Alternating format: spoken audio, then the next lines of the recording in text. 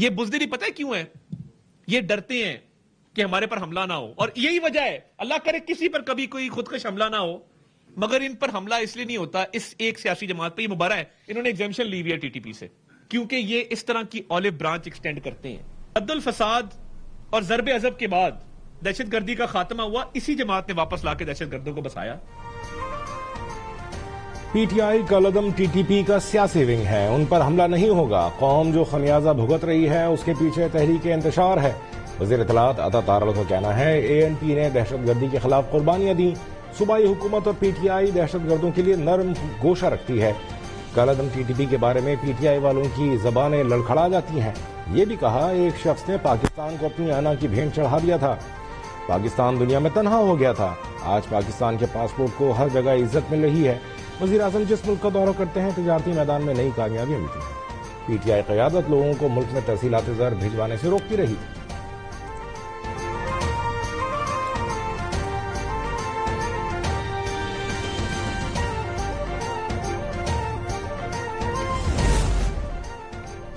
سندھ حکومت پی ٹی آئی کو کراچی میں جلسے کی اجازت دینے پر تیار، صوبائی وزیر ناصر شاہ نے کہا تحریک انصاف کو جناح گراؤنڈ میں جلسہ کرنے کی اجازت دے رہے ہیں، کسی بھی جماعت کو پرامن جد و جہد کو نہیں روکا جا سکتا، اگر سیاسی سرگرمیاں قانون کے دائرے میں رہ کر کی جائیں تو کوئی مسئلہ نہیں، قانون کی خلاف ورزی کی صورت میں مشکلات پیدا ہو سکتی ہیں۔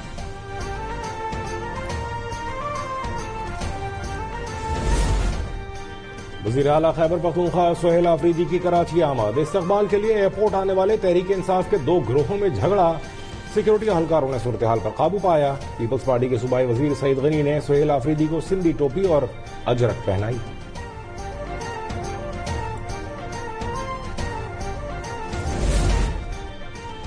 عوام تک امدادی دخول اور اشیاء خودنوش کی کم قیمت پر فراہمی حکومت کی اولین ترجیحات میں شامل، وزیر اعظم کی مجوزہ رمضان پیکج پر جائزہ اجلاس میں گفتگو، کہا امدادی دخول اور رمضان پیکج کی ادائیگی میں شفافیت، غریب لوگوں کی شمولیت اور انتظامی نظم و ضبط کو یقینی بنانے کے لیے خصوصی اقدامات کیے جائیں، رمضان اور عید کے مجوزہ پیکج کے لیے تمام متعلقہ اداروں اور وزارتوں کو جامع حکمت عملی ترتیب دینے کی ہدایت۔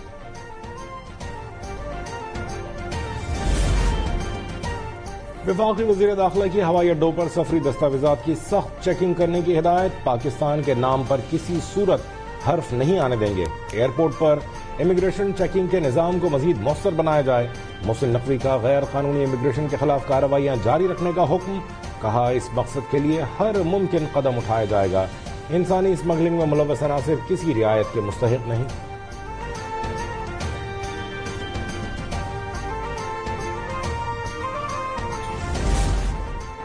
بہترین سفارتکاری کی بدولت پاکستان خطے میں مرکز نگاہ بن گیا، عالمی جریدے دی ڈپلومیٹ کا اعتراف، رپورٹ میں کہا چین نے پاکستان کے خطے میں بڑھتے مؤثر کردار اور بہترین سفارتکاری کو بھرپور انداز میں سراہا، حکومت ریاستی اداروں اور عوام کے قومی معاملات پر یکساں موقف کی عالمی سطح پر پذیرائی ہو رہی ہے۔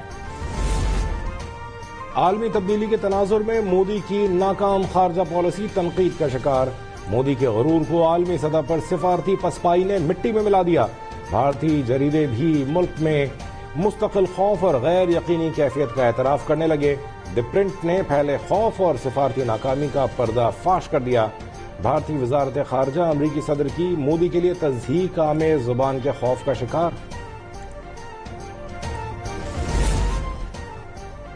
دنیا بھر کے ممالک پر فوجی طاقت کے استعمال کا اختیار رکھتا ہوں، کوئی عالمی قانون فوجی کارروائی سے نہیں روک سکتا، امریکی صدر ٹرمپ کی پوری دنیا کو مشترکہ دھمکی، کہا عالمی قوانین یا دیگر ضوابط فوجی فیصلوں میں رکاوٹ نہیں بن سکتے، امریکی روزنامے نیو یارک ٹائمز کو انٹرویو میں کہا بطور کمانڈر ان چیف اختیارات کو صرف اپنی اخلاقیات اور سوچ محدود کرتی ہے اور کوئی نہیں۔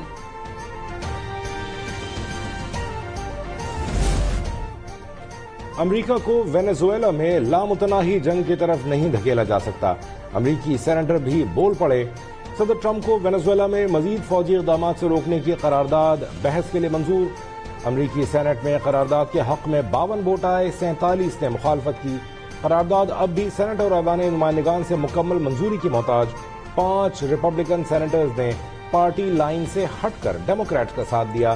یہ ووٹ امریکہ کے دفاع اور قومی سلامتی کو کمزور کرتا ہے.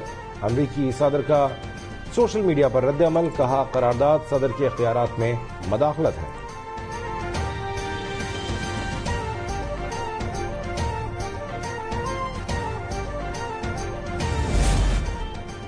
ایران میں 2 ہفتوں سے جاری مظاہرے مزید شدت اختیار کر گئے. احتجاج کا دائرہ 50 شہروں تک پھیل گیا. کئی مقامات پر پرتشدد جھڑپیں, متعدد شہروں اور انٹرنیٹ اور ٹیلی فون سروس معطل. مظاہرین کے ایرانی حکومت کے خلاف اور رضا شاہ پہلوی کی حمایت میں نعرے.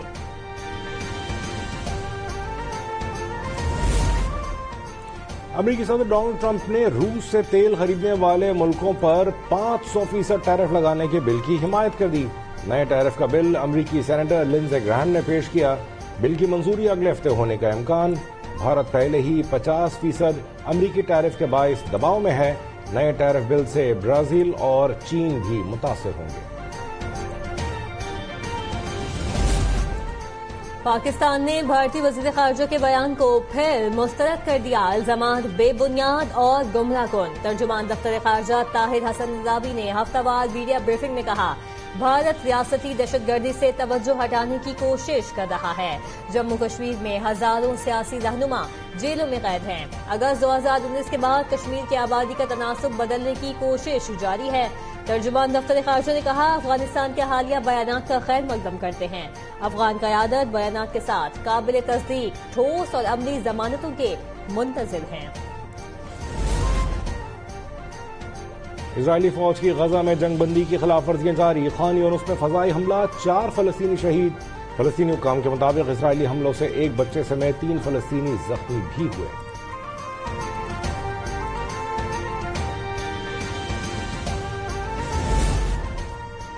امریکی ریاست منیسوٹا میں امیگریشن اینڈ کسٹم انفورسمنٹ کا چھاپا. شدید ہنگامہ آرائی اور احتجاج.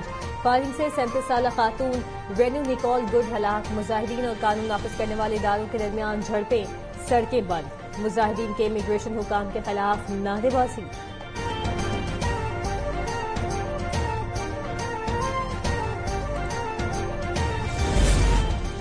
ترکیہ کے شہر استنبول میں سمندری طوفان نے بڑے پیمانے پر تباہی مچا دی. ساحلی علاقہ زیر آب. طوفانی ہواؤں سے درخت جڑوں سے اکھڑ گئے. ٹین کی چھتیں اڑ کر سڑکوں پر جا گری. کئی گاڑیوں کو نقصان پہنچا. موسلادھار بارش اور برفباری سے شہر کا موسم انتہائی سرد.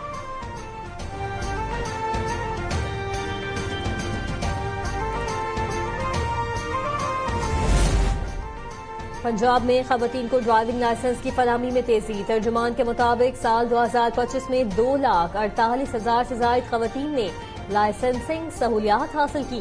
حکام کے مطابق وزیر اعلیٰ پنجاب مریم نواز شریف کے ویژن کے مطابق خواتین کو خود مختار بنانے کے لیے ٹریفک پولیس پنجاب عملی اقدامات کر رہی ہے.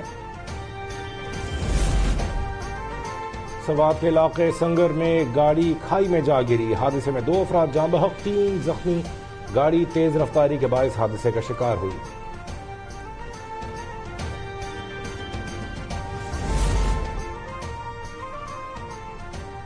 ملتان میں گیس لوڈ شیڈنگ کا مسئلہ حل نہ ہو سکا. گیس نہ ملنے سے گھریلو صارفین شدید مشکلات کا شکار. شہر کے گنجان آباد علاقوں میں صورتحال ابتر. گھروں میں گیس نہ ہونے سے ہوٹلز کی چاندی. بیرون ملک مقیم پاکستانی طلبہ کے ساتھ تعلیم دشمنی. میڈیکل کالجز کی فیسوں میں ہوش ربا اضافہ کر دیا گیا. اوورسیز کوٹے کی فیس 60,000 روپے سے بڑھا کر 28 لاکھ روپے کر دی گئی. لاہور میں اوورسیز پاکستانی طلبہ اور والدین کا فیسوں میں اضافے کے خلاف احتجاج. اوورسیز کوٹا بحال اور پرانی فیسیں واپس کرنے کا مطالبہ. مقامی سطح پر موبائل تیاری کے لیے نئی mobile and electronic devices manufacturing policy کا مسودہ تیار. ملک بھر میں 50,000 ہنرمند ورکرز کو تربیت دی جائے گی. دستاویز کے مطابق آئندہ 5 سے 8 سال کے دوران موبائل فونز کے 50% پرزجات مقامی سطح پر تیار کیے جائیں گے.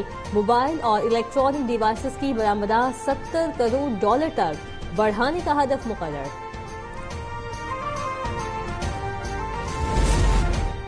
گھڑ سواری میں پاکستان کا شاندار تاریخی اعزاز. عثمان خان عالمی رینکنگ میں دوبارہ سرفہرست. इंटरनेशनल एक्वेस्टेरियन फेडरेशन की मिडल ईस्ट और अफ्रीका इवेंटिंग जोन में दोबारा नंबर 1 पोजीशन पर कब्जा जमा लिया।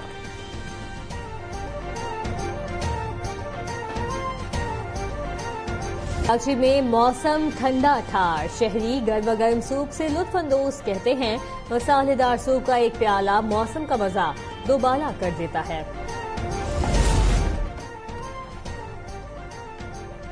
और अजीम शायर और मिजाह निगार अनवर मसूद 90 बरस के हो गए। सालगिरह पर अल-हमरा हॉल लाहौर में तकरीब का एहतमाम। अनवर मसूद की तख्लीकात और अंदाज़े सुखन को नए अंदाज में पेश किया गया।